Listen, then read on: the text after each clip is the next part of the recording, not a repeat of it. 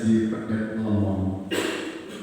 Geti sapi lanang lan wedhus gembel sarta wedhus lanang ora sun renang.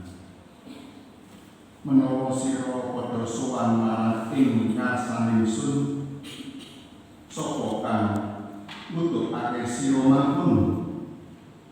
Dene sira padha ngidak-ngidak lantaran padenan suci sun, sira aja padha nyaosake maneh disusun-sumira kang lamis amarga kandhane gawe enek ing sun.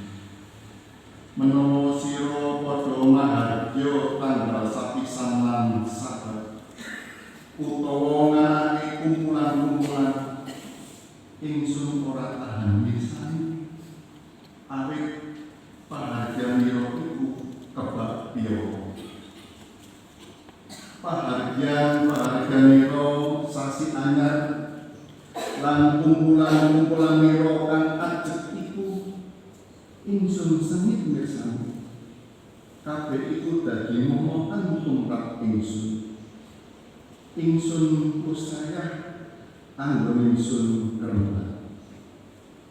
Menawa sira padha ngedharake tanganira perlu ndedonga, ingsun bakal ngasapi paningal ingsun, malah sanajan sira ndedonga mawali-wali ingsun ora bakal midhangetake awit tanganira kebak getih. Padha misuwa resik ana awakira, adoh ana panggawenira kang ora saka ing ngarsane paningal ingsun. Marenono anggonira gawe piya,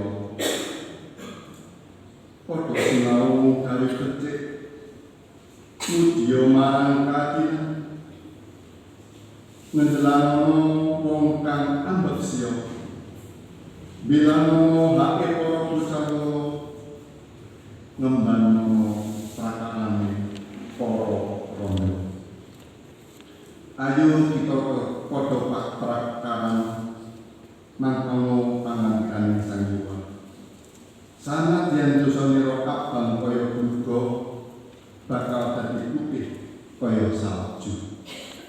Sanadyan rupane abang kaya jarik sumba, bakal padha dadi putih kaya ulu wedhus gembel.